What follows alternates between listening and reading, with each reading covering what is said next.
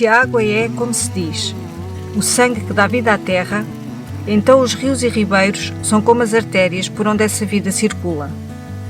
E tal como no nosso corpo, também as artérias da natureza têm que estar defendidas para que a circulação se possa fazer sem bloqueios no seu curso, nem rupturas nas suas margens.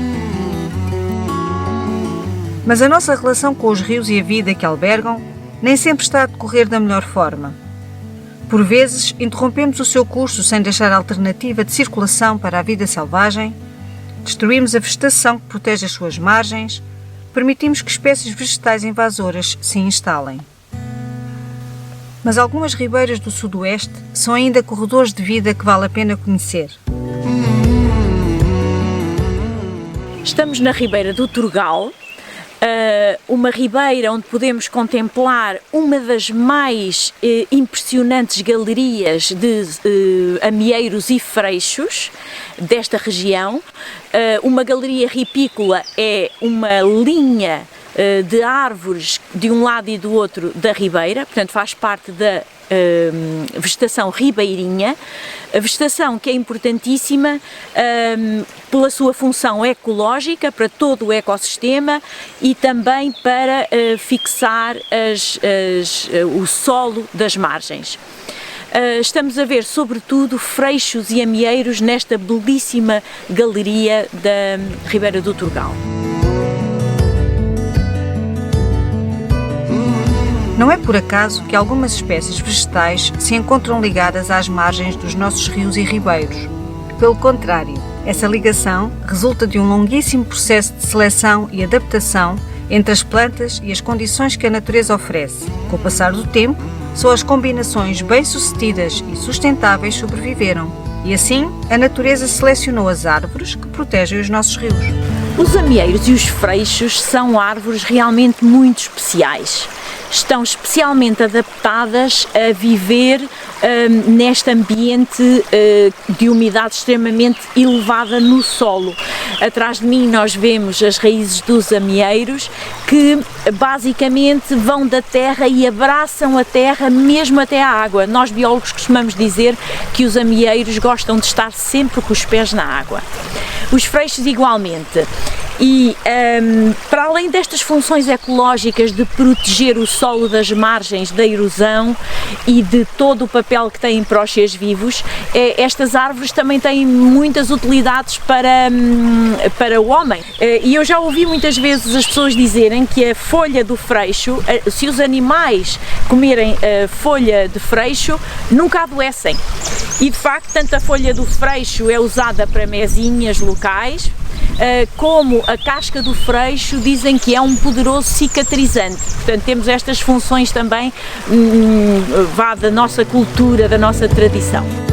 Mas uma ribeira tem água, e a água atrai a vida, e por isso é um espaço importante para a vida selvagem. Para observar a fauna nas ribeiras não é fácil se formos para os mamíferos. Para as aves é mais fácil, nós ouvimos-las cantar. Estamos aqui, estamos sempre a ouvir as aves a cantar. Se tivermos uns binóculos também podemos observar com alguma facilidade, sobretudo de manhã cedo ou ao fim da tarde. Mas se quisermos observar mamíferos como a lontra e o rato d'água, que são duas espécies muito comuns nas ribeiras da nossa região, já é mais complicado. Contudo, é bastante fácil nós encontrarmos sinais da presença desses mamíferos. Por exemplo, os dejetos da lontra são muito típicos, porque cheiram a peixe e contêm espinhas e escamas do peixe, ou muito frequentemente também aquele exoesqueleto alaranjado do lagostim, de água doce. Então, quando nós vemos num sítio alto esses dejetos que cheiram a peixe e têm cascas de lagostins e espinhas e escamas de peixe, sabemos de certeza que é da lontra. E elas deixam sempre esses dejetos em sítios altos porque é também uma forma de marcar território, uma vez que as lontras são animais muito territoriais. No caso do rato d'água, é muito fácil observar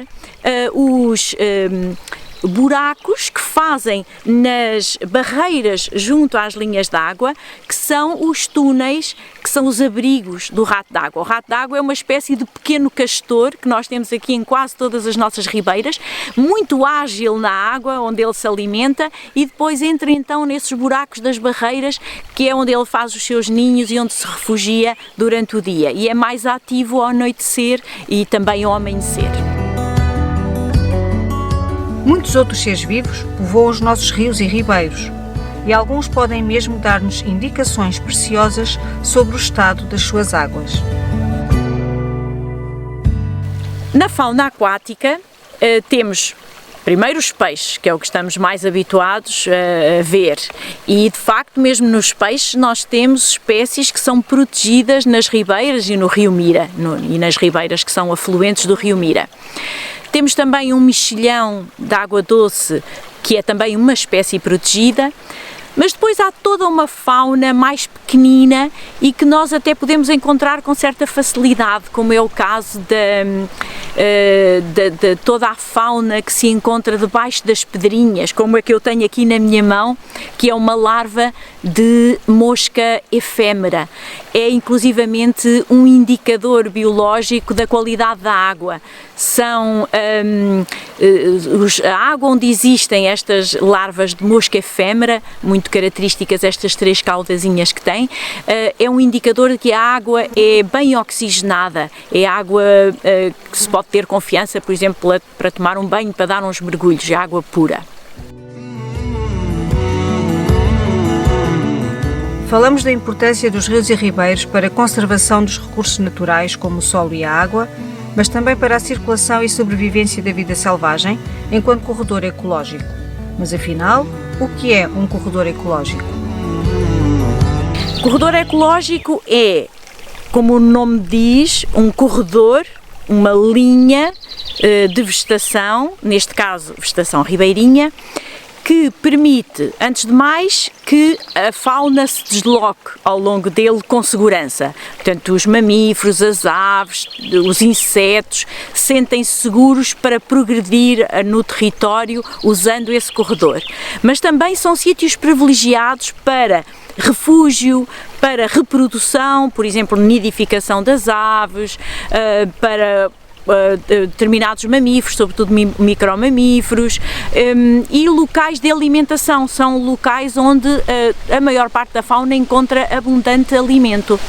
Mas este corredor ecológico também é corredor para a flora, porque os esporos, as sementes, todo o tipo de propágulos das plantas viajam ao longo da ribeira e da galeria, levados pela água, eventualmente pelo vento, pelos seres vivos, e assim se disseminam ao longo do território. Portanto, é um corredor ecológico para toda a biodiversidade. Por vezes, não protegemos devidamente a vegetação das nossas ribeiras e realizamos limpezas exageradas que as deixam desprotegidas. Uma coisa muito importante na vegetação ripícola é como é que fazemos a limpeza dessa vegetação. Normalmente é retirar vegetação em excesso, sobretudo aquela que cresce para a linha d'água e que impede o fluxo normal das águas e que depois em dias de cheia pode realmente tornar-se perigoso. Mas o que acontece muitas vezes é que as pessoas limpam excessivamente a vegetação das linhas d'água, sobretudo removem as raízes dessa vegetação e expõem o solo à erosão. Isso obriga a que seja necessário depois fazer obras para fixar essas margens das linhas d'água. Caso contrário, a erosão vai retirando solo, sobretudo daquelas áreas que são tão férteis, que são as várzeas, e acaba por destruir completamente essas margens férteis. Então o ser humano acaba por ter que fazer depois obras que são muito dispendiosas e que no fundo tentam substituir aquilo que a própria natureza faz tão bem, como é este efeito que as raízes dos amieiros e dos freixos fazem de fixar tão eficazmente a vegetação das margens, mantendo o rio ou o ribeiro a correr no seu leito de forma bastante disciplinada. Da mais pequena linha de água de uma encosta até à margem de um rio largo e caudaloso, as raízes das plantas criam uma forte teia que abraça o solo e impede que seja levado pela água que corre. Sejam as humildes plantas herbáceas anuais, sejam árvores seculares e majestosas, todas contribuem para manter o solo e depurar a água e são por isso insubstituíveis na proteção destes recursos fundamentais à vida. Por isso, a galeria ripícola com as suas plantas nativas é fundamental para a proteção da nossa terra.